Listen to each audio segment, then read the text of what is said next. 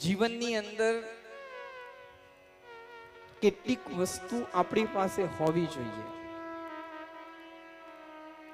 એક પંથ, એક કંથ, એક ગ્રંથ, એક મંત્ર, એક પંથ નિર્ધારિત કરી દેવો જોઈએ આપણે. જ્યારે માણસ પંથ નિર્ધારિત નથી કરતો ને ત્યારે એ ભટકી જાય છે. અને ભટકતો માણસ એ પોતાનું એ અહિત કરી બેસે છે ને બીજાનું પણ અહિત કરી દે છે. માટે એક પંથ નક્કી કરો કે મારે કયા પંથ ઉપર જવું છે. કારણ બધા જ માર્ગ એવા છે કે તે તમને તે સત્ય સુધી લઈ જશે.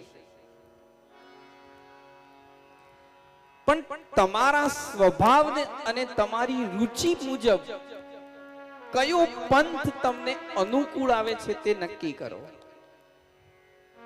મારે જ્ઞાનના માર્ગ ઉપર જવું છે, મારે કર્મના માર્ગ ઉપર જવું છે કે મારે ભક્તિના માર્ગ ઉપર જવું છે, નક્કી તો કરવું પડે ને. જો મારી સહજ સાત્વિક પ્રકૃતિ હોય અને સાત્વિક પ્રકૃતિના લીધે હું લાંબા સમય સુધી શાંત બેસી શકતો હોઉં, ધ્યાન કરી શકતો હોઉં, યોગ કરી શકતો હોઉં, જ્ઞાન માર્ગ માટે હું આગળ વધી શકું. પોતાની પ્રકૃતિને અનુરૂપ ભજન નક્કી થાય. એક વસ્તુ વારંવાર હું કથામાં કહેતો હોઉં છું. જે રીતે દરેકને બધું ન ભાવે એમ બધાને બધું ન ફાવે.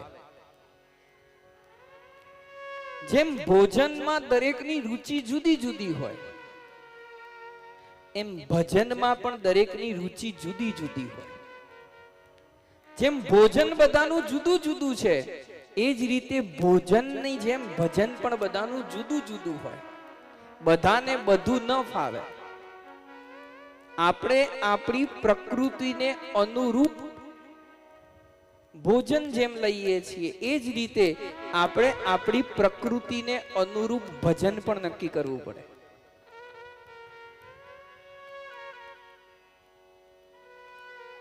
કોઈક વ્યક્તિને પાણીપુરી જોઈને મોઢામાં પાણી છૂટે, એને ભાવતી હોય પાણીપુરી, પાણીપુરી જોઈને એના મોઢામાં પાણી છૂટે.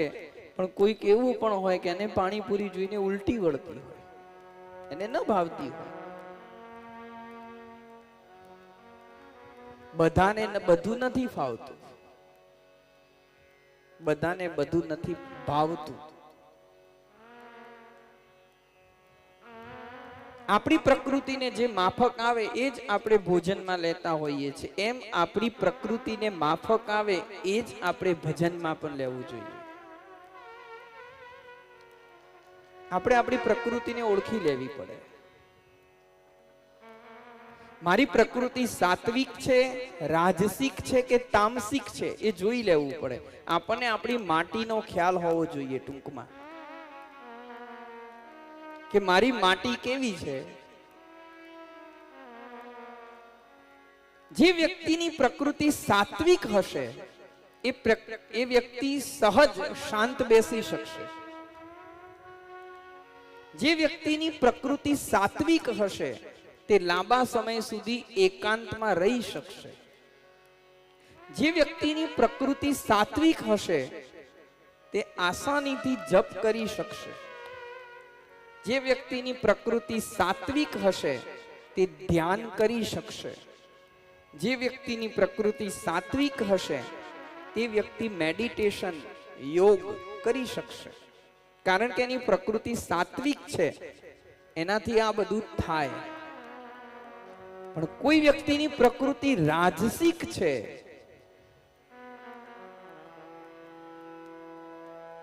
રાજસિક પ્રકૃતિ વાળો વ્યક્તિ એક જગ્યાએ બેસી ના શકે, એક આસને બેસી ના શકે.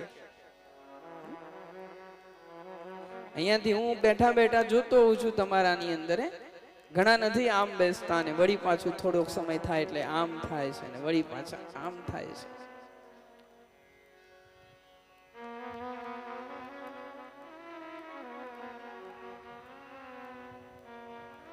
રાજસિક પ્રકૃતિ જેની હોય માણસ શાંતિથી બેસી ના શકે.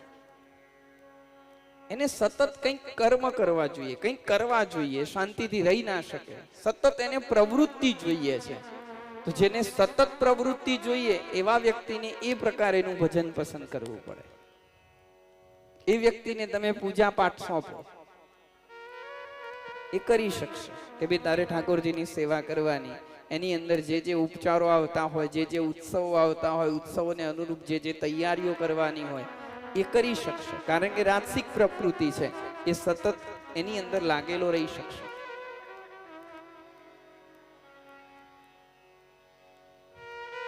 કોઈ વ્યક્તિની પ્રકૃતિ તામસિક છે, અને તામસિક પ્રકૃતિ હોય એમાં 3 ગુણ હોય: નિદ્રા, આળસ અને પ્રમાદ. જે વ્યક્તિના અંદર તમો ગુણ વધારે હોય એને ઊંઘ વધારે આવે.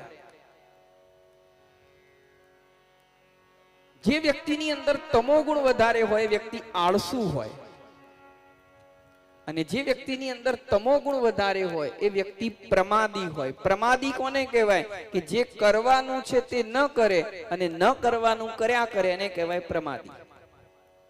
પ્રમાદ આને કહેવાય કે જે કરવાનું છે તે નથી કરતો ને જે નથી કરવાનું એ કર્યા કરે. આ પ્રમાદની સ્થિતિ છે.